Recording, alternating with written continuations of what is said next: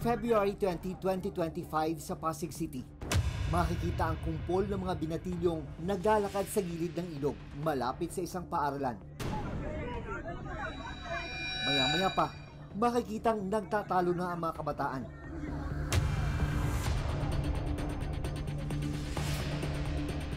Hanggang mauwi ito sa suntukan. Isang estudyante ang halos humampas na sa pader ng ilog nang mahatak at maitulak sa nangyayaring rambulan. Pero nang mahawakan ng kalaban, hindi siya nito pinakawalan at tuluyang pinagsusuntok.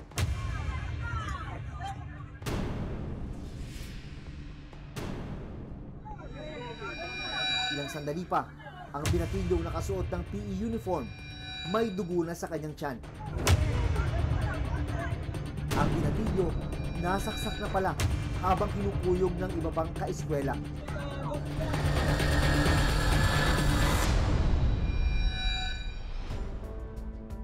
Inireport ng isang concerned citizen sa Canyogan Police Substation ang rambulan ng mga estudyante. So, dito po tayo sa likod ng school kung saan nangyari yung insidente.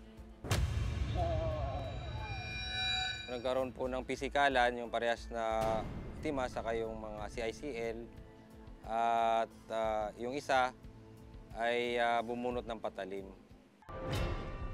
Napag-alamang hindi lang pala isa kundi dalawa ang naging biktima ng pananaksak na nangyari sa likod lang mismo ng eskwelahan. Ang mga biktima itinago namin sa mga pangalang Agoy, 13 years old, grade 7, at Clyde, 15 years old at isang grade 10 student. So yung unang biktima, tinamaan po siya sa sa right portion ng kanyang abdomen.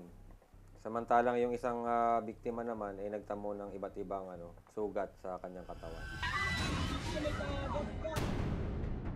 Sa investigasyon ng Pasig City Police Station, napag-alaman na isang folding knife ang ginamit sa pananaksak. 8 ang binatilyong nanakit sa mga biktima. Isa rito ang nanaksak. Yung weapon use na ginamit sa pananaksak is wala na roon sa area. Ang ginamit po yung sumaksak po is isang color silver na folding knife.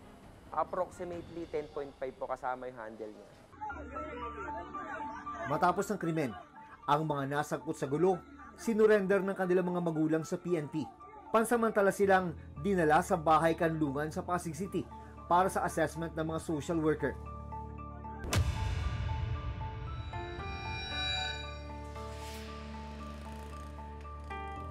Nakapanayam ng reporter's notebook ang principal ng eskwelahang pinapasukan ng mga estudyante. Natural sa mga senior high school students na minsan merong mga away-away, pero hindi siya umaabot sa punto na may patalim na. Patalim yung ginamit ng bata para dun sa kanyang kaaway. Ipinakita rin ng principal ang mga nakumpiska nilang mga patalim mula sa mga mag-aaral simula noong magsagawa sila ng inspection matapos ang insidente. Ito makikita natin, makakapagpasok ng ganito ang bata na akala natin, hindi natin sukat akalain na yan ay nakalagay lang sa itim na stick. Kaya yan, titingnan nyo, stick lang siya, pwedeng gamitin ng bata na sasabihin pang ano-ano lang niya. Ito katulad din ito, alam mo, simpleng suklay. Pero matulis. Di ba? So ito yung mga delikado. Sa pagpapatuloy ng investigasyon ng Pasig City Police, lahat ng mga sangkot sa gulo, mga binatilyong edad 17 years old pababa. Kasi sabi nga po ng mga biktima is napagtripan lang siya. Paglilinaw ng Barangay Council for the Protection of Children ng Barangay Canyogan sa Pasig City. Base dun sa salaysay ng mga respondent, nag-umpisa yung gulo na yan nung panahon na nagkakatinginan sila ng masama. Ayon dun sa respondent ng nandito sa amin, madalas siyang tinitingnan ng masama nung mga victims. Ayan, naghamunan na sila na pagkatapos ng klase, magkita sila dun nga sa pinangyarihan. Sinampahan ng reklamong frustrated homicide ang isa sa 8 binatilyong sangkot sa naging rambulan sa Pasig.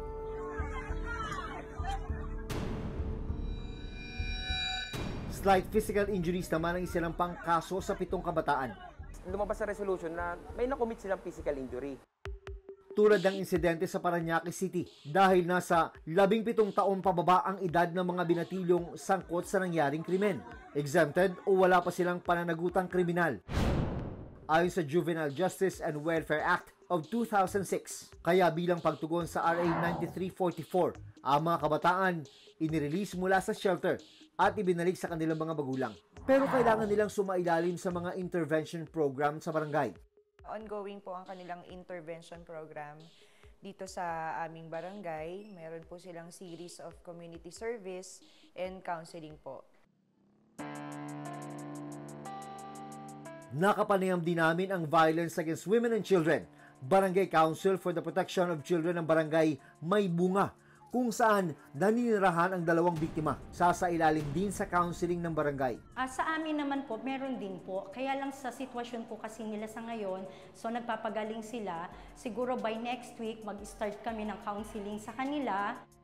Ayon din sa principal ng paaralan, nagpapatuloy ang pag-aaral ng lahat ng kabataang sangkot sa rambulan.